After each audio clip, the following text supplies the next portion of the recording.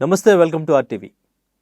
దాదాపు 600 సినిమాలకు పైగానే మంచి ఎన్నో క్యారెక్టర్లు చేసి ఒక కమేడియన్గా మంచి గుర్తింపు తెచ్చుకుని మనందరినీ కూడా కడుపుబ్బా నవ్వించినటువంటి ధర్మవరపు సుబ్రహ్మణ్యం గారి ఫ్యామిలీ ఇప్పుడు ఎక్కడున్నారు, ఏం చేస్తున్నారు అనేది ఇప్పటి వరకు ఎవరికీ కూడా పెద్దగా ఐడియా ఉండదు.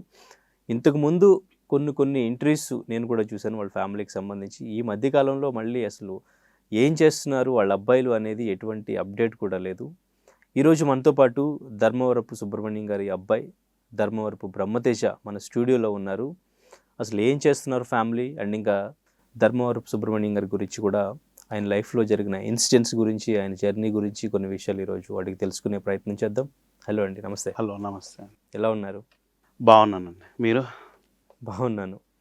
దాదాపు 1 year 2 years అవుతుంది, నాకు సరిగ్గా గుర్తులేదు మీకు ఫోన్ చేసి నేను. యా 3 years అవుతుంది. 3 years అవుతుందా? ఓకే. సో ఆఫ్టర్ దట్ మళ్ళీ మీరు పంపించిన టీజర్ అవి చూసిన తర్వాత ఓ సూపర్ అనిపించింది. Thank you. సో బట్ ఏంటి అసలు ఇంతకాలం మీరు ఎక్కడున్నారు, ఏం చేస్తున్నారు? అంటే నేను ఫోటోగ్రఫీ చేస్తూ మధ్యలో సినిమాటోగ్రఫీ చేసుకుంటూ, అండ్ నాకు తెలిసిన వాళ్ళు కూడా మీరు యాక్టింగ్కి సెట్ అవుతారు అంటే దెన్ ఈ ప్రాజెక్ట్లో ట్రై చేశాను. సక్సెస్ అయింది, బాగుంది. దెన్ కాన్ఫిడెంట్గా మీ ముందుకు వచ్చాము. అన్నయ్య అండ్ ఇంకా మీరు ఇద్దరే? అవును. సో అన్నయ్య ఏం చేస్తున్నారు? అన్నీ రియల్ ఎస్టేట్ చేసుకున్నాను. Real estate. యా. ఓకే. మీరు అంటే ఇంతకు ముందు ఏదైనా చేశారా, లేదంటే ఇప్పుడే కొత్తగా కెరీర్ ఇప్పుడు ఇండస్ట్రీలోకి స్టార్ట్ చేస్తున్నారా ఏంటి? ఇప్పుడే స్టార్ట్ చేస్తున్నాను. అంటే నానున్నప్పుడు నేను స్టేట్ లెవెల్ క్రికెట్ ఆడడం అవి చేశాను. ఆఫ్టర్ దట్ నేను డిగ్రీ కంప్లీట్ చేసుకొని ఫోటోగ్రఫీ స్టార్ట్ చేసి సినిమాటోగ్రఫీ స్టార్ట్ చేసి అట్లా స్టెప్ వైజ్ వచ్చింది. టైం పట్టింది. బట్ నన్ను నేను ఏంటి అసలు వాట్ ఐ మై అని తెలుసుకోవడానికి నాన్న లేరు కాబట్టి. నానుండుంటే దట్ ఈస్ డిఫరెంట్ స్టోరీ. ఇప్పుడు ఆయన లేరు కాబట్టి నేను చాలా కేర్ఫుల్గా వెళ్ళాలి. From scratch let's build my circle, let's build my contacts అని చెప్పి వస్తున్నాను. అందుకే ఇట్ టుక్ టైం. అంటే ఇప్పుడు బ్రహ్మానందం గారి అబ్బాయి అయినా, ఎంఎస్ నారాయణ గారి అబ్బాయి అయినా, వీళ్ళందరికీ కూడా ఇంతకుముందు ఎప్పుడో వాళ్ళకి ఇండస్ట్రీలో ఇంట్రడ్యూస్ చేయడం జరిగింది. హీరోస్గా కూడా వాళ్ళు చేశారు, వాళ్ళని ఇంట్రడ్యూస్ చేశారు వాళ్ళు. కానీ మీరెందుకు ఇంత టైం తీసుకున్నారు? నాన్నగారు ఇంట్రెస్ట్ చూపించలేదా, లేకంటే మీకే ఇంట్రెస్ట్ లేదా? అంటే నాన్నగారికి ఇంట్రెస్ట్ లేదని కాదు, ఉందని కూడా కాదు. ఆయన ఏంటంటే మా ఒపీనియన్ ఏంటి, మేము ఎందులో వెళ్ళాలనుకుంటున్నాం అటు సైడ్ పుష్ చేశారు. అందుకే ఇంట్రడ్యూస్ చేయలేదు. సో మా ఇంట్రెస్ట్ని బట్టి పంపించారు కాబట్టి మాకు ఎటువంటి ప్రెషర్ ఇందులో లేకుండా పోయింది. ఓకే. అప్పుడు మీకు ఇంట్రెస్ట్ లేదు? అప్పుడు లేదు. అంటే బిగినింగ్ నుంచి మూవీ మేకింగ్ అంతా చూసి, నాన్నతో ట్రావెల్ చేసి, ఎక్కడికైనా వెళ్ళినప్పుడు ఆయన తీసుకెళ్తూ అవుట్ ఆఫ్ కంట్రీస్ కానీ అవుట్ ఆఫ్ స్టేట్ కానీ వెళ్ళి అన్నీ చూసి నాకేం కొత్తగా అనిపించలేదు. అండ్ ఇందులోకి వచ్చాక కూడా ఎందుకు అందరు కొత్తగా ఫీల్ అవుతారని నాకు ఉండేది కాదు. అండ్ చిన్నగా ఉన్నప్పుడు నాకు ఆయన స్టేచర్ ఏంటి, ఆయన పొజిషన్ ఏంటి, ఆయన గ్రేట్నెస్ ఏంటో తెలియలేదు. యాజ్ అ ఫాదర్ ఉంటారు ఇంట్లో, ఇంటి బయటకు వచ్చాక షూటింగ్, ఇంట్లో ఉన్నప్పుడు ఫాదరే. సో నాకు ఆ డిఫరెన్సియేషన్ అనేది తెలిసేది కాదు. సో అందుకే మేబీ ఇంట్రెస్ట్ రాలేదేమో. ఓకే. ఇంట్లో ఎలా ఉంటారు అసలు? మిమ్మల్ని ఎలా పెంచారు, ఎలా ఉంటారు అసలు ఇంట్లో ఫాదర్గా? చాలా ఫన్నీగా ఉంటారు. అవునా? ఇప్పుడు మనం మూవీస్లో ఎలా అయితే చూస్తున్నాం, ఆయన అంటే అందరు కామెడీ వేరు, ఈయన కామెడీ వేరు. చాలా యూనిక్గా ఉంటుంది ఆయన డైలాగ్ డెలివరీ కానీ, ఆయన చెప్పే విధానం కానీ చాలా పెక్యులర్. అది అంటే ఒక నార్మల్గా మాట్లాడాల్సిన దాన్ని కూడా ఆయన చాలా కామెడీ వేలో ఆయన స్టైల్లో నవ్వించగలరు ఆయన. సో ఇంట్లో కూడా సరదాగానే ఉంటారు, సీరియస్గా ఉంటారు? ఏం ఉండరండి. మీరు మూవీస్లో ఎట్లయితే చూస్తారో సేమ్ అంతే ఉంటారు, ఏం డిఫరెన్స్ ఉండదు. కానీ ఆయనకి ఏడవడం తెలీదు. ఎప్పుడైనా మూవీస్లో ఏడుస్తే మాకు నవ్వు వస్తుంది. మేము ఆయన చూసి నవ్వుతూ ఉంటాం కదా, అది నవ్వు వచ్చేస్తుంటుంది. కానీ ఓకే, ఎమోషనల్ సీన్, ఆయనని ఏడవడం మేము ఊహించుకోలేము. ఆ ఎమోషన్ని కవర్ చేసుకోవడానికి మేబీ నవ్వుతామేమో తెలియదు. ఏ మూవీ చూసినప్పుడు ఆయన? కింగ్ మూవీలో. ఓకే. లాస్ట్లో అక్క వెళ్ళిపోతే మీ అందరికి ఇవన్నీ ఇచ్చేసి వెళ్ళిందని చెప్తారు. సో అదొకటి. ఏడుస్తుంటే మీరు నవ్వుతున్నారా? చిన్నగా ఉన్నాను కదా, 2009-8 ఆ టైంలో. ఎందుకు ఏడుస్తున్నావు నాన్న, నేను నవ్వుతున్నా. ఆయన మూవీస్లో మీరు బాగా ఎంజాయ్ చేసిన మూవీ ఏంటి? మీరు ఇంత ట్రిక్కీ క్వశ్చన్ అడిగితే నేను చెప్పడం కష్టం. అంటే స్టిల్ ఇప్పటికీ కూడా మీకు ఒక మంచి మెమరబుల్గా ఏదన్నా ఒక మూవీతో కనెక్షన్ ఉంటుంది కదా? అతడా? ఎందుకు అతడు అంటే, అతడులో క్లైమాక్స్ సాంగ్ ఉంటుంది. ఆ సాంగ్ షూటింగ్ అప్పుడు నేను వెళ్ళాను.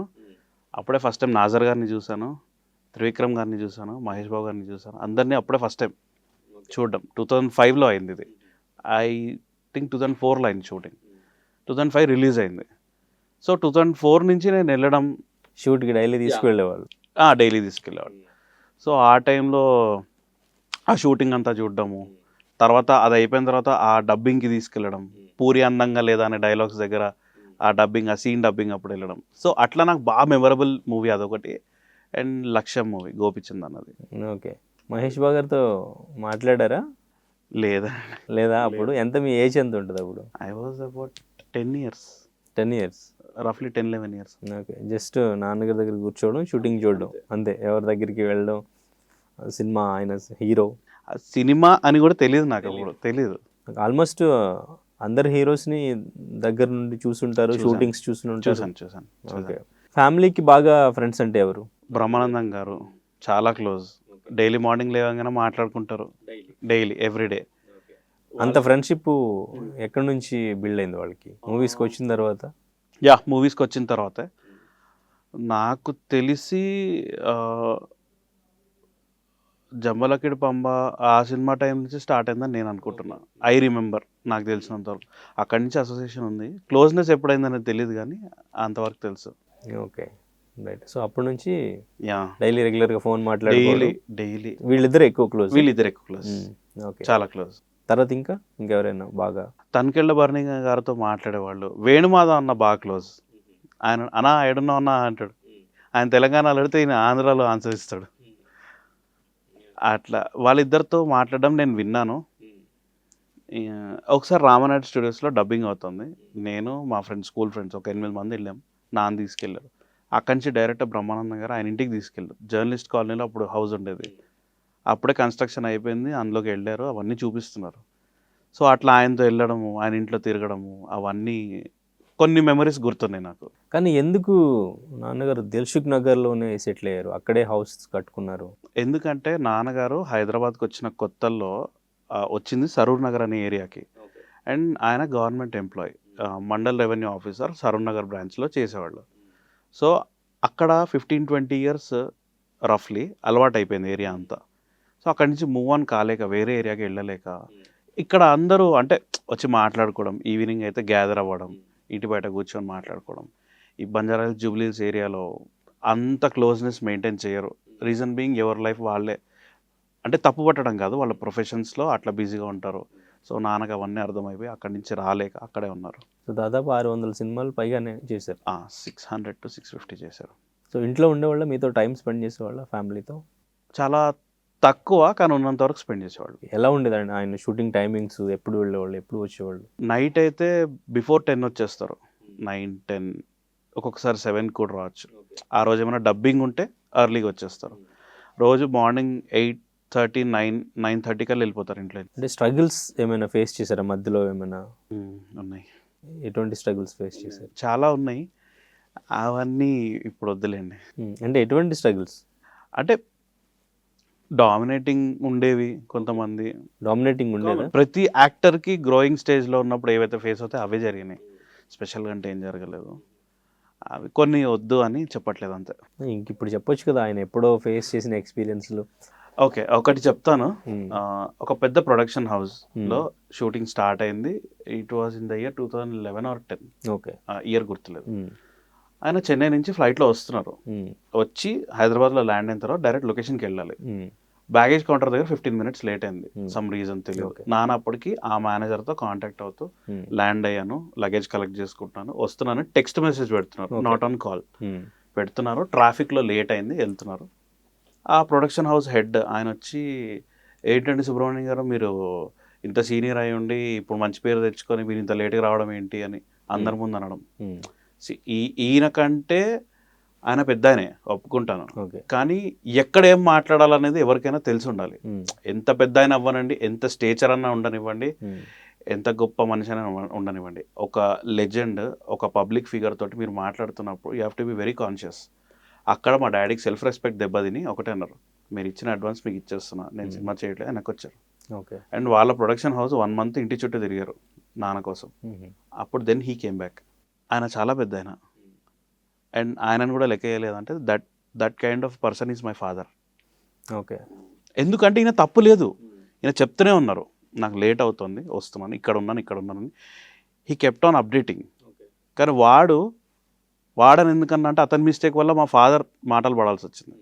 వాళ్ళ హెడ్కి, ఆ ఓనర్కి, ప్రొడక్షన్ హౌస్ ఓనర్కి చెప్పకుండా ఇద్దరి మధ్యలో మిస్కమ్యూనికేషన్ అయింది. సో ఇటువంటివి జరిగినప్పుడు తర్వాత మళ్ళీ నెక్స్ట్ మూవీకి రీప్లేస్ చేయడం ఇటువంటివి జరుగుతుంటాయి కదా. సో అలా ఏమైనా జరిగిందా? అంటే ఎవరిని రీప్లేస్ చేయడం అంటున్నారు? నాన్నగారి క్యారెక్టర్ని ఎందుకులే ఆయన వద్దులే ఈయనతో నడిపిద్దాం అలాగా. లేదు, ఎందుకంటే తర్వాత అందరికీ తెలిసింది, ఆ మేనేజర్ బయటికి చెప్పాడు నేనే సార్కి అప్డేట్ చేయలేకపోయాను అందరికీ, అంటే ఇన్ ది సెన్స్ క్లోజ్గా ఉన్న వాళ్ళకి. సార్ నేనే చెప్పలేదు సార్, నాది తప్పు అని అన్నాడు. ఎందుకు చెప్పలేదంటే వేరే ఆర్టిస్టులతోటి కోఆర్డినేషన్ చేసుకుంటున్న ప్రాసెస్లో నాన్న పెట్టిన మెసేజ్ని వీళ్ళకి అప్డేట్ చేయలేకపోయాడు. అక్కడ ఇతని మిస్టేక్ వల్ల జరిగింది కాబట్టి ఈయన ఒప్పుకోవడం వల్ల ఆయనకి నాన్న మీద రెస్పెక్ట్ ఇంకా పెరిగి అప్పటి నుంచి ఇంకా క్లోజ్గా మాట్లాడడం చేసేవాళ్ళు. అంటే ఇటువంటివి ఒక టైమింగ్ విషయంలో టైమింగ్, నాన్న దగ్గర టైమింగ్ అసలు ప్రాబ్లం ఉండదు. Any given day, any given time, on time before 5 minutes ఉంటారు. అట్లీస్ట్ 5 minutes ప్రేయర్గా ఉండాలని చూస్తారు. సమ్ టెక్నికల్ ఇష్యూస్, సమ్ ఏదైనా బయట ఎక్స్ ఫ్యాక్టర్ వల్ల డిలే అవ్వచ్చేమో, కానీ ఆయనంతటా ఆయన ఎప్పుడు లేట్ వెళ్ళింది లేదు. కానీ జంబలగడ పంబ టైంలో ఓకే అప్పుడు కొన్ని సినిమాలు చేశారు, తర్వాత మళ్ళీ నువ్వు నేను ఈ మూవీస్ వచ్చిన తర్వాత మళ్ళీ ఈయనకి మంచి టైం వచ్చింది. సో ఈ గ్యాప్లో ఏంటి మరి ఎందుకు ఖాళీ ఉన్నారు? కొంచెం అంత బిజీ లేరు అనుకుంటే ఈ టైం. లేదు ఉన్నారు, నేను చెప్పింది అదే మీకు. యాక్చువల్గా 650 మూవీస్ దాకా చేశారు, రిలీజ్ అనేవి 300 to 400 అయ్యి ఉంటాయి. ఆ వేరే 250 or 150 మూవీస్ ఆగిపోయినాయి. సో దట్ ఖాళీగా ఉన్నట్టు అనిపించింది. అండ్ ఇన్ఫ్యాక్ట్ నాన్నకి ఎప్పుడన్నా మంత్ మొత్తం షెడ్యూల్స్ అన్నీ ఉంటాయి, ఏమన్నా ఒక 3 days 4 days ఖాళీ ఉంటే మేనేజర్కి ఫోన్ చేసి ఎందుకు ఆ డేస్ కూడా ఖాళీ ఎందుకు పెడుతున్నారు అని అడిగేవాళ్ళు. ఆయన ఖాళీగా ఉండడం ఇష్టం ఉండదు. కంటిన్యూస్గా ఈయన సినిమాల్లో ఉన్నారు. ఓకే, రెమ్యునరేషన్లు అవన్నీ ఓకే. సినిమాలు ఆగిపోయినా దానికి ఫైనాన్షియల్గా పెద్ద ప్రాబ్లం ఇటువంటి ఫేస్ చేయడం ఏం లేదు. లేదు. అండ్ ఎప్పుడైనా ప్రొడ్యూసర్ వచ్చి సార్ ఇంతకంటే ఎక్కువ రెమ్యునరేషన్ లేవు, ఓకే నాకు ఇంతే ఇవ్వండి, నేను ఫిక్స్ కూర్చోను. నా వల్ల మీ సినిమా ఆడుతుందంటే నాకు అంతకంటే ఇంకేమొద్దు, మీరు ఎంత ఇస్తారో అంతే ఇవ్వండి అని తీసుకున్నాడు. He was never commercial. మీకు తెలిసి ఆయన స్టార్టింగ్ రెమ్యునరేషన్ ఎంత, లాస్ట్ హైయెస్ట్ రెమ్యునరేషన్ ఎంత? స్టార్టింగ్ ఎంత అంటే మూవీకి మొత్తం కలిపి ఒక 20-25,000 ఇచ్చుంటారు ఇన్ ది ఇయర్ 1985. నేను చెప్పేది ఆ టైంలో. ఇప్పుడు ఆయన బిజినెస్ మ్యాన్, ఆ టైంకి పర్ డే 2 to 3 lakhs అట్లా తీసుకున్నారు. Okay, per day. ఓకే, ఈ 25,000 జంబలగడి పంప ఆ టైంలో. ఓకే, అది పర్ డేనా మంతా? Per film. ఆ టైంలో 25,000 అంటే ఇప్పుడు చాలా ఎక్కువ. ఆ ఫిలిం ఎన్ని రోజులైనా ఇంకా ఫిలిం మొత్తం కంప్లీట్ అయ్యే వరకు ఆయనకి ఆ అమౌంట్ అనమాట. ఎందుకంటే అప్పుడు ఇంకా బ్రేక్ త్రూ రాలేదు నాన్నకి, అప్పుడు ఐడెంటిటీ కోసం ట్రై చేస్తున్నారు. కరెక్ట్గా నువ్వు నేను సినిమా నుంచి ఒక గుర్తింపు వచ్చింది, మార్కెట్ ఎస్టాబ్లిష్ అయింది. ఒక ఈయనను పెట్టుకుంటే, ఈ క్యారెక్టర్లో పెట్టుకుంటే మనకి ఈ సినిమాలో ఈయన తప్పితే ఇంకెవరు సెట్ కారు అని. సో దెన్ అప్పటి నుంచి మార్కెట్ ఓపెన్ అయింది నాన్నకి. మీరు మీ ఫ్యామిలీ అంతా కూడా కూర్చుని టీవీలో చూస్తే ఏ క్యారెక్టర్ ఆయన చేసింది బాగా ఎంజాయ్ చేస్తారు? అన్నీనా? ఒక్కటంటూ ఏం లేదు, అన్ని బాగా ఎంజాయ్ చేస్తాం. ఆర్టిస్టులకు సంబంధించి మనకున్నది అదే. ఇప్పుడు ఆయన మన మధ్య లేకపోయినా కానీ సినిమాలో చూస్తున్నప్పుడు మనకి కళ్ళ కట్టినట్టు కనపడుతుంటారు వాళ్ళు చేసిన క్యారెక్టర్లు అన్నీ కూడా. సో మీ మదర్ ఎట్లా ఫీల్ అవుతుంటారు ఆయన టీవీలో ఎప్పుడైనా సడన్ కనిపించినప్పుడు? అండ్ ఇదే క్వశ్చన్ నేను ఒక 6 months బ్యాక్ అడిగా మదర్ని ర్యాండమ్గా, ఎందుకో తట్టింది, మేబీ ఎప్పటి నుంచో ఉందనుకుంటా. అడిగితే ఆయన లేరని నాకు ఎప్పుడు అనిపించదు రా అంటారు. ఎప్పుడు చూస్తూ ఉంటారు, ఏదో యూట్యూబ్లోనో ఏదో మూవీలో చూస్తూ ఉంటారు, ఎవరో ఒకరు మాట్లాడుతుంటారు, అది చూసాం ఇది చూసాం. ఆయన లేరన్న ఫీలింగ్ లేదు. ఫిజికల్గా మేబీ లేకపోయి ఉండొచ్చు కానీ ఆ రిమెంబరెన్స్ ఎప్పుడు ఉంటుంది, మీమ్స్లో ఉంటారు. సో ఈ మధ్యకాలంలో బాగా ఏఐతో ఫోటోలు చేసి ఈ కమీడియన్స్ ఎవరెవరైతే చనిపోయారు వాళ్ళు ఫొటోస్ అన్నీ కూడా ఏదో రీయూనియన్ లాగా ఫొటోస్ చేస్తూ ఉన్నారు, చూసారా? చూశాను. ఒక మా ఫ్రెండ్ ఇట్లా షేర్ చేశాడు, ఇట్లా అందరు కమెడియన్స్ది ఇట్లా ఉందని. నేను ఎవరు తయారు చేశారు ఏంటని కనుక్కొని అతనితో మాట్లాడాను. అతను హీస్ ఫ్రమ్ ఖమ్మం, ఆ క్రియేటర్. బీటెక్ పర్సూ చేస్తున్నాడు, 4th year ఫైనల్ ఇయర్లో ఉన్నాడు. నాకు ఇంట్రెస్ట్ అన్న ఇట్లా చేయడం అని. ఆయన అంటున్నాడు మీరు కాల్ చేస్తారని నేను అనుకోలేదన్నా అన్నాడు. ఏం లేదు, నాకు నచ్చింది, ఎవరని తెలుసుకోవడానికి చేశాను. నువ్వు చాలా యంగ్ అని తెలిసరికి నేను స్టన్ అవుతున్నా అని చెప్పి మాట్లాడా, ఒక 2 to 3 minutes మాట్లాడా. సో కానీ లాస్ట్ స్టేజ్లో ఏం జరిగింది? క్యాన్సర్ అని ఆయనకి ముందు ఒక 1 year ముందు తెలిసినా కూడా మీ ఫ్యామిలీతో కానీ ఎవరితో ఆయన షేర్ చేయకుండా ఆయన లైఫ్ ఆయన కంటిన్యూ చేస్తూ మూవీస్ కంటిన్యూ చేస్తూ వచ్చారా? చేస్తూ ఉన్నారు అంతే. ఆయన ఎప్పుడు మాతో ఆయన పెయిన్ ఏంటి ఏం చెప్పేవారు కాదు. ఒక్కరోజు కూడా ఆయన ఏం స్ట్రగుల్ మీకు డిఫరెన్స్ ఏమి తెలియలేదా 1 year బిఫోర్ నుంచి? అంటే సన్నగా అవుతున్నారు, ఆయన ఎక్సర్సైజ్ అవి చేసుకుంటారు. మేబీ కొద్దిగా ఎక్కువ కాన్సన్ట్రేట్ చేయడం వల్ల బాడీ ఫిజికల్గా మెయింటైన్ చేస్తున్నారు అనిపించింది, కానీ డ్రాస్టిక్ ఏం తెలియలేదు ఆ 1 yearలో. ఒకరోజు 2010 or 2011 దీపావళి రోజు ఏదో మూవీ డబ్బింగ్ చెప్పేసి వచ్చారు. వచ్చి ఇంకా బెడ్ మీద పడిపోయారు. ఆ రోజు ఏంటా అని చూస్తే కళ్ళు మొత్తం ఎల్లోగా ఉన్నాయి. మా ఫ్యామిలీ డాక్టర్కి ఫోన్ చేస్తే యశోదాకి తీసుకెళ్ళండి అన్నారు. అప్పుడు ఆయన అవైలబుల్ లేరు. మలక్పేట యశోదాకి తీసుకెళ్తే అక్కడ జాండీస్ అని చెప్పారు. 13.5 వచ్చింది. జనరల్గా 3 కూడా రాకూడదు, 3-4 కూడా రావద్దు, ఆయనకు 13.5 వచ్చింది. సో అది క్యూర్ అయిపోయింది. సరే జాండీస్ వల్ల ఇన్ని రోజుల నుంచి మనకు తెలియకుండా సన్నగా అవుతూ వచ్చారు పట్టించుకోకుండా అనుకున్నాం, కానీ ఇది అని తెలియదు అప్పుడు. సో ఆయనకి ఎప్పుడు అర్థమైంది, ఎప్పుడు తెలిసింది ఆయనకి అని ఎలా తెలిసింది? ఆయన ఫ్రెండ్స్ ఉన్నారు డాక్టర్స్, వాళ్ళతో మాట్లాడుకొని నాకు తెలిసి ఆయనకు ఉన్న సిమ్టమ్స్ అవి చెప్పుకొని ఉంటారు. సో అట్లా ఆయనకి ఇది జాండీస్ తర్వాత జాండీస్ తర్వాత మీకు చెప్పలేదు కానీ? చెప్పలేదు. మీకు ఎప్పుడు చెప్పారు? మాకు ఆయన చెప్పలేదు. మీకు చెప్పలేదు? ఎలా తెలిసింది? ఒకరోజు ఇట్లనే సివియర్గా బాగా స్వెట్ వచ్చేస్తుంది. జాండీస్ అంతా క్యూర్ అయిపోయింది. తర్వాత 2 monthsకో 3 monthsకో బాగా స్వెట్ వస్తుంది. కూర్చుని దగ్గర పడుకున్న దగ్గర స్వెట్ వస్తుంది, ఎంత చల్లగా ఉన్నా కూడా. హాస్పిటల్ తీసుకెళ్తే మన ఒమేగా హాస్పిటల్ తీసుకెళ్తే అప్పుడు వాళ్ళు డిటెక్ట్ చేసి చెప్పారు. ఓకే, ఎప్పుడు అది? 2012లో. 12 ఓకే, 12లో తెలిసిందంటే 13లో జరిగినట్టుంది. ఇది 12లో మీకు తెలిసిపోయింది. ఓకే, కానీ కారణం ఏంటంటే రీజన్ ఏమంటారు క్యాన్సర్కి? పర్టికులర్ రీజన్ అని ఏం చెప్పలేదు. లైఫ్ స్టైల్, ఎక్కువ ఆల్కహాలిక్ అయితే వస్తుంది. రెగ్యులర్గా ఉంటుందా ఆల్కహాల్ తీసుకోవడం అనేది? అప్పుడప్పుడు ఉండేది, అండ్ స్పెసిఫిక్ రీజన్ అంటూ ఏం తెలియదు మాకు. అంటే షూటింగ్ వెళ్ళొచ్చిన తర్వాత స్ట్రెస్ ఉండేది. ఆయన బయటికి చెప్పారు కాబట్టి చాలా వరకు హెల్త్ డిప్లీట్ అయిపోయింది. అట్లా స్మోక్ కూడా ఉండేది? స్మోక్ లేదు, ఓన్లీ ఆల్కహాల్.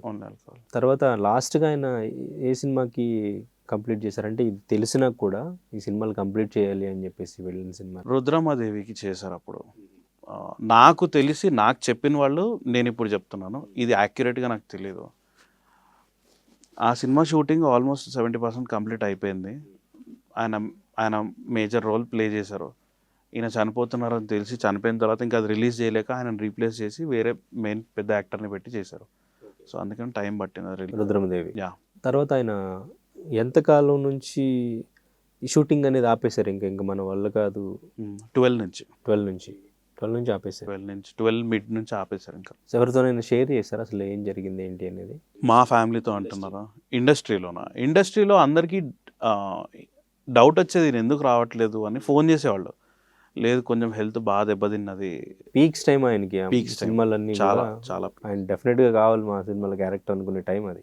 అండ్ స్పెషల్గా మెన్షన్ చేయాల్సిన డైరెక్టర్ తేజ గారిని. ఆయన స్పెషల్ కేర్ తీసుకొని నాన్న క్యూర్ అవ్వాలని చెప్పి, ఎక్కడ ట్రీట్మెంట్ బాగుంటుంది అని చెప్పి అక్కడికి వెళ్ళడం ఆయనకి చెప్పారు. ఆయనకి తెలుసు, ఎందుకంటే తేజ గారి సినిమా వల్లనే నాన్నకి ఒక ఐడెంటిటీ అనేది క్రియేట్ అయింది, లెక్చరర్ క్యారెక్టర్ తోటి, నేను తోటి. సో ఆయనతో అసోసియేషన్ ఉండేది బాగా. అండ్ ఆయనకి చెప్తే ఆయన ట్రై చేసేవాళ్ళు, ఎక్కడ మెడిసిన్ బాగా దొరుకుతుంది, ఎక్కడ న్యాచురల్గా దొరుకుతుంది మెడిసిన్. పాపం ఆయన ట్రై చేశారు 6 months, కాలేదు. 1 year అసలు ఎక్కడ మీకు మంచి మెడిసిన్ వల్ల క్యూర్ అవుతుందని కానీ ఎక్కడ కూడా మీకు ట్రీట్మెంట్ దొరకలేదు? ఆయుర్వేదంలో ఉందని తెలిసింది, స్టార్ట్ చేసాము, మాకు రిజల్ట్స్ తెలుస్తున్నాయి, మెల్లమెల్ల క్యూర్ అవుతుంది. కానీ మా ఫాదర్ నమ్మలేదు దాన్ని. అంటే మీరు చెప్పినా కూడా దాన్ని యూజ్ చేయలేదు. సో ఇండస్ట్రీ నుంచి రెగ్యులర్గా అప్పుడు మాట్లాడేవాళ్ళు ఎవరైనా కొంచెం ధైర్యం చెప్పడానికి వచ్చి కలవడం కానీ? కలిసేవాళ్ళు. ఈయన ఎక్కువ ఆల్టర్నేట్ డేస్లో తేజ గారు ఇంటికి వచ్చేవాళ్ళు, వచ్చి కూర్చొని మాట్లాడి. హీరో రాజశేఖర్ గారు ఆయన డాక్టర్, సో అందుకని డాక్టర్ రాజశేఖర్ అన్న. ఆయన విత్ ఫ్యామిలీ వచ్చారు, అప్పుడు వచ్చి మాట్లాడారు. ఆయన కూడా చెప్పారు మీకు ట్రీట్మెంట్ చేయిద్దాము అని అన్నారు. కానీ ఏమో తెలియదు అప్పుడు నాన్న మైండ్లో ఏం ఆలోచనలు రన్ అవుతున్నాయి. మేబీ నా గురించి, మా అన్న గురించి, మా లైఫ్ ఏమవుతుందన్న స్ట్రెస్లో ఉన్నారేమో. అందులో ఉండి ఎక్కువ మెడిసిన్ వర్క్ అవుతుంది అన్నది కూడా గ్రహించలేకపోయినట్టున్నారు. ఇంటి దగ్గర నుంచే మెడిసిన్ వాడడం మొదలుపెట్టారు, ఇంకా హాస్పిటల్ నుంచి డిశ్చార్జ్ చేసి చెప్పేశారు ఇంకా లేదండి అని. ఓకే, ఎన్ని రోజులు ఉన్నారు ఇంటి దగ్గర? వెళ్ళాలి ఇంటి దగ్గర 2 months ఉన్నట్టున్నారు. Okay, right. మీతో ఏం మాట్లాడారు? లాస్ట్గా మాట్లాడింది ఏదైనా మైండ్లో అలా ఉండిపోద్ది కదా? ఒకటి అన్నారు. అంటే ఇవి మాట్లాడే ముందు కొంచెం ఎమోషనల్గా డిస్టర్బ్ అవుతాను, బట్ ఓకే చెప్తాను. ఆయన అడిగింది ఒకటే, నువ్వు అనుకున్న ఫీల్డ్లో వెళ్ళాలనుకుంటే వెళ్ళు, కానీ ఎక్కడైనా సరే నా పేరు నిలబెట్టు అన్నారు. నాకు అదే అనిపించింది. ఆయన ఆ మాట చెప్పిన తర్వాత, ఆయన పేరు నిలబెట్టు అని చేయబట్టుకొని చెప్పిన తర్వాత, వేరే ఫీల్డ్స్ నాకు వద్దు, ఇదే ఫీల్డ్లో ఉంటా, let it take 5 years or 10 years, నాకు ఐడెంటిటీ రావడానికి స్క్రాచ్ నుంచి వెళ్తా. ఆయన కాంటాక్ట్స్ నేను వాడాలని అనుకోవట్లేదు. అంటే నేను ఎందుకంటే ఇది ఏదో యాటిట్యూడ్తో చెప్పడం కాదు, నా వర్క్ నేను ఎవరనేది నా వర్త్ తెలిసిన తర్వాత నన్ను పిలిస్తే ఆ ఇంపార్టెన్స్ వేరే ఉంటుంది, ఆ రెస్పెక్ట్ వేరే ఉంటుంది. అది నమ్మి నేను అందుకే స్క్రాచ్ నుంచి వస్తున్నాను. తర్వాత అంటే మిమ్మల్ని రెగ్యులర్గా పిలిచి ఇంకా మాట్లాడడం, మీరేమైనా ధైర్యం చెప్పడం ఇలా జరుగుతుండేదా? నేను అంటే నానున్నప్పుడు అంటున్నారా? మాట్లాడేవాళ్ళు. అప్పుడు నా డిగ్రీ ఫస్ట్ ఇయర్ 2013లో, ఫస్ట్ ఇయర్ సెకండ్ సెమిస్టర్ అప్పుడు, ఫస్ట్ సెమిస్టర్ ఎండింగ్ అప్పుడు. ట్రాజడీ ఏంటంటే నా బర్త్డేకి ఒక 4-5 days ముందే చనిపోయారు ఆయన, December 7th. ఇంకా అప్పుడు కూడా ఇంట్లోనే ఉన్నారు? అప్పుడు హాస్పిటల్కి లేదు, ఆయన చనిపోయే ముందు 1 week ముందు నుంచి హాస్పిటల్లో ఉన్నారు. ఓకే, 1 week ముందు నుంచి హాస్పిటల్లో. అక్కడ ఇంటి దగ్గర గీత అని ఒక హాస్పిటల్ ఉంది, ఆయన ఫ్యామిలీ ఫ్రెండే. ఆయన హాస్పిటల్లో జాయిన్ చేసాం. ఇంకా ఆయన ఒకటే చెప్పారు, ఏదున్నా ఆయనని క్లీన్ చేయడము, ఆయనను చూసుకోవడం తప్పితే ఇంకా మెడిసిన్ అంటే ఏం లేదు, ఆ స్టేజ్కి వెళ్ళిపోయింది. ఓకే, చనిపోయే టైంకి చాలా సన్నగా అయిపోయారు. నాకు తెలిసి మీడియాలో ఒక సెల్ఫీ కూడా వైరల్ అయింది. ఆయనతో ఆయన తీసుకున్న సెల్ఫీకి కార్లో పక్కన ఇంకోటి హెల్తీగా ఉన్నప్పుడు, 2 సర్క్యులేట్ బాగా అయినాయి. ఒమేగా హాస్పిటల్ నుంచి డిశ్చార్జ్ అయ్యి ఇంటికి వచ్చేటప్పుడు తీసుకున్న సెల్ఫీ అది. కీమోథెరపీ అవన్నీ అయినప్పుడు మనిషి బాగా పాడైపోయారు. కానీ లాస్ట్గా చూడడానికి ఇండస్ట్రీ నుంచి ఎవరు రాలేదా స్టార్ హీరోస్? ఎందుకంటే ఆయన అందరితో దాదాపు అందరి మూవీస్లోనూ యాక్ట్ చేశారు, అందరితో మంచి సంబంధం ఉండుంటుంది, ఆయనకి అనుబంధం ఉండుంటుంది, కానీ ఎవరు వచ్చినట్లేరు స్టార్ హీరోస్. అందరూ రాలేదు. గోపీచంద్ అన్న వచ్చారు, రామనాయుడు గారు వచ్చారు, పెద్ద ఆయన చాలా ఏజ్డ్ అప్పటికే, అరౌండ్ 80 years 85 years ఉంటాయి. ఆయన తెలియగానే వచ్చి బాధపడ్డారు, అమ్మ పక్కన కూర్చొని బాధపడ్డారు, ఏడ్చారు ఆయన. నేను అప్పుడు రియలైజ్ అయ్యా మా డాడీ ఎంత పెద్ద పర్సన్ అని. అంత పెద్ద ఆయన రావడం అంటే ఓకే. తనికెళ్ళ భరణి గారు వచ్చారు, వేణుమాధవ్ అన్న వచ్చారు, ఉత్తేజ్ అన్న వచ్చారు, నాకు నేమ్స్ రావట్లేదు బట్ వచ్చారు చాలామంది. వైఎస్ భారతి గారు వచ్చారు, లక్ష్మీ పార్వతి గారు వచ్చారు. హీరోస్ రాలేదు ఎవరు? స్టార్ హీరోస్ ఎవరు రాలేదు. రాజేంద్ర ప్రసాద్ గారు వచ్చారు. స్టార్ హీరోస్ ఎవరు రాలేదు. తర్వాత ఫోన్ చేసి కూడా మాట్లాడలేదు ఫ్యామిలీతో? ఎవరు లేదు. స్టిల్ ఇప్పటికీ కూడా ఎవరు కూడా ఇండస్ట్రీ నుంచి నో టచ్లో లేదు? అనిపిస్తుంటుందా ఎందుకు అంటే ఇన్ని సినిమాలు చేశారు, ఇంత మంచి గుర్తింపు ఉన్న ఒక లెజెండరీ పర్సన్, ఫ్యామిలీ మేము అసలు ఎక్కడున్నా ఏం చేస్తాను అనేది ఇండస్ట్రీలో ఎవరు గుర్తించట్లేదు అని బాధ ఉండిందా మీకు? ఇప్పటికీ ఉంది అది. కాకపోతే సింపతి చూపిస్తారు వెళ్తే అట్లా. నాకు ఆ సింపతి వద్దు. ఒకటి, ఆయనతో నువ్వు స్పెండ్ చేసిన కెరియర్ ఏదైనా రెస్పెక్ట్ ఇచ్చి ఒక మాట, మీ ఫైనాన్షియల్గానో ఎట్లనో సపోర్ట్ చేయమని అడగట్లే, మోరల్గా ఒక సపోర్ట్ ఉంటే బాగుంటుందని ఎక్స్పెక్ట్ చేసాం. ఓకే, నాకు అర్థమైంది. నాకు వీళ్ళందరూ మాట్లాడకపోయినా ఎట్ ది ఎండ్ ఒకటే, I'm ready to work with anyone. ప్రొఫెషనల్గా ఎవరితో ఏ ప్రాబ్లం లేదు. ఎందుకంటే దట్ ఈజ్ వేర్ మనం ఆలోచించి ఎదగాలి అంటే ప్రొఫెషనల్గా ఏమి ఉండకూడదు అని. పర్సనల్గా అంటారా, నా ఎక్స్పీరియన్స్ నాదే, అది తప్పు అని అనడానికి ఎవరికి లేదు, అది తప్పు అని నేను చెప్పను, నా ఎక్స్పీరియన్స్. అట్లనే ఎవరి మీద నెగిటివ్ ఒపీనియన్ లేదు.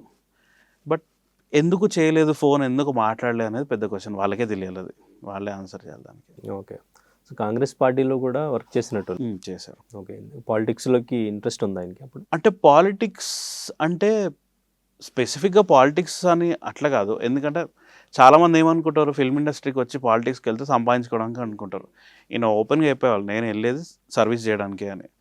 అందుకనే ఈయనకి తెలుగు మీద ఉన్న గ్రిప్, ఈ మన హిస్టరీ మీద ఉన్న నాలెడ్జ్ తోటి రాజశేఖర్ రెడ్డి గారు ఏపీ స్టేట్ కల్చరల్ కౌన్సిల్ చైర్మన్గా ఇచ్చారు నాన్నకి. ఎందుకు రాజశేఖర రెడ్డి గారితో అప్పుడు ఏమైనా మంచి అనుబంధం ఉండేది? చాలా క్లోజ్ ఉండేది. ఆయన అంటే బాగా ఇష్టం నాన్నకి.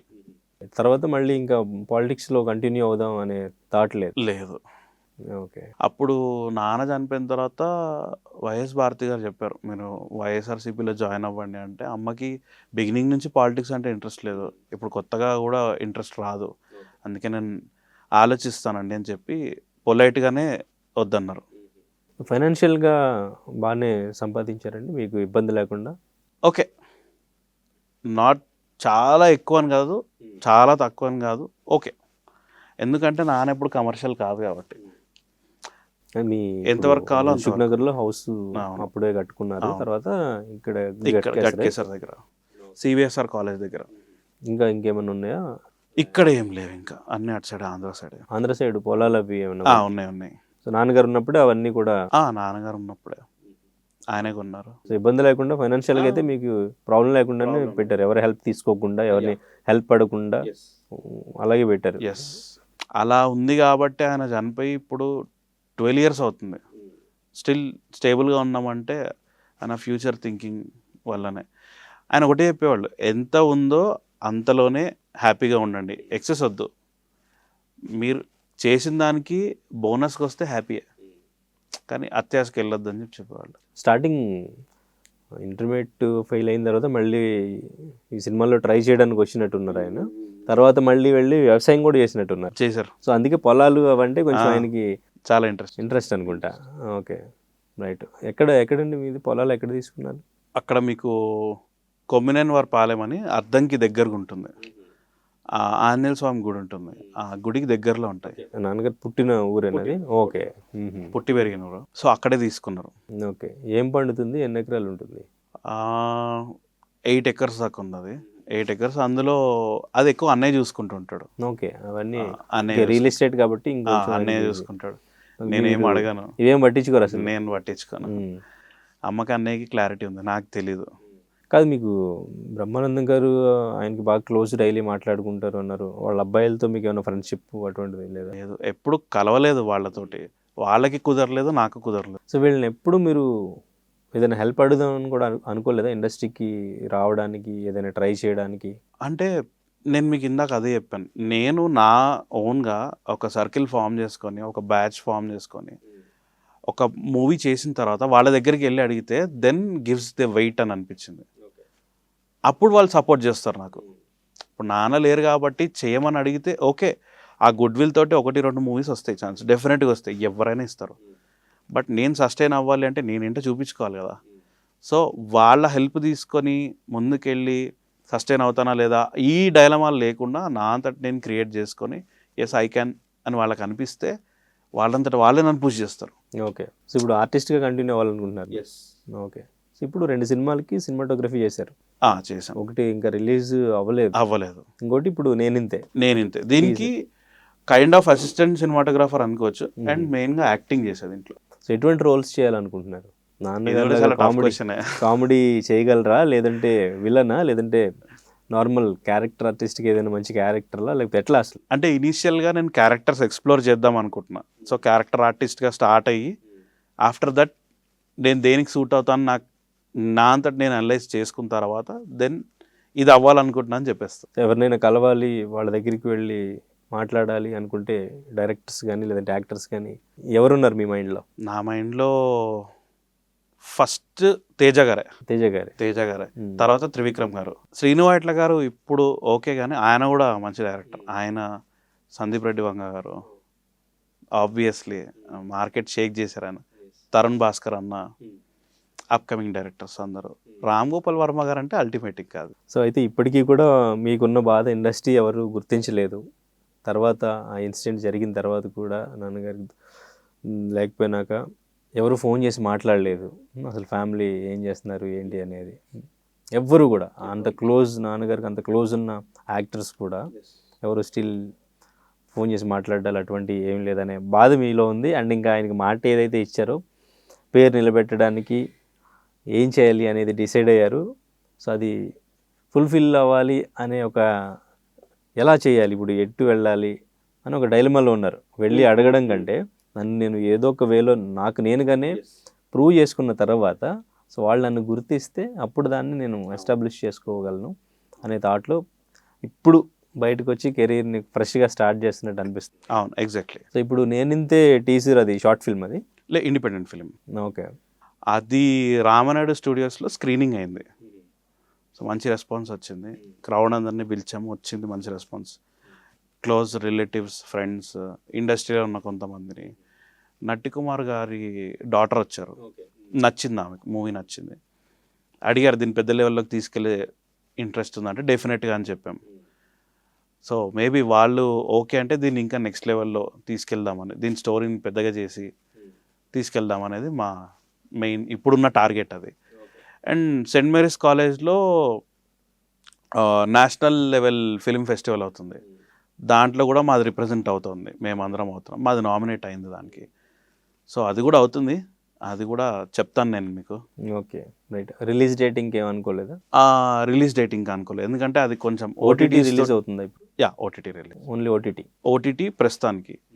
ఇంకా ఆయన నట్టి కుమార్ గారు వాళ్ళ డాటర్ వాళ్ళు కొంచెం చేద్దాం పెద్ద లెవెల్లో అనుకుంటే థియేటర్కి వెళ్ళి తీసుకెళ్దామని.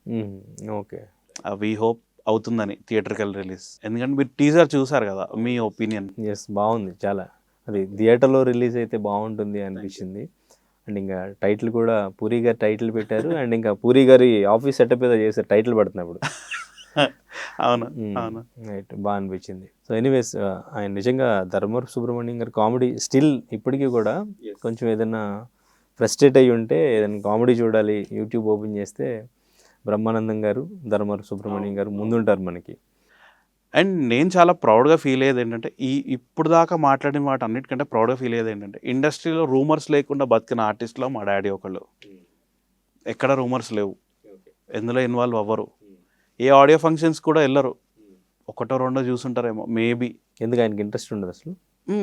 పెద్ద క్రౌడ్లోకి వెళ్ళాలి, క్రౌడ్లో కూర్చోవాలి ఏం లేదు. నా పని ఇంటికి రావాలి, ఫ్యామిలీతో ఉండాలి, ఇంతే. సో డెఫినెట్గా ఆయన లెగసీని మీరు కంటిన్యూ చేయాలి.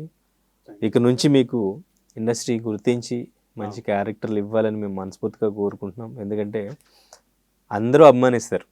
ఇప్పుడు ధర్మవరపు సుబ్రహ్మణ్యం గారు అంటే ఆయన్ని ద్వేషించేవాళ్ళు, ఆయన్ని హేట్ చేసి అసలు ఆ థాట్ కూడా రాదు. ఆయన చూడడానికి కానీ ఆయన కామెడీ కానీ అలా ఉంటుంది. డెఫినెట్గా మీకు మంచి గుర్తింపు రావాలి, మంచి క్యారెక్టర్లు రావాలి. Thank you. సో మీరు అది కంటిన్యూ చేయాలని మేము మనస్ఫూర్తిగా కోరుకుంటున్నాం. డెఫినెట్గా. సో ఈ సినిమాతో అది ఎక్స్ప్లోర్ అవ్వాలి, నేనింతే మూవీతో అవుతుందని నేను కూడా చాలా నమ్మకంతో ఉన్నాను. So all the best. Thank you so much. Thank you.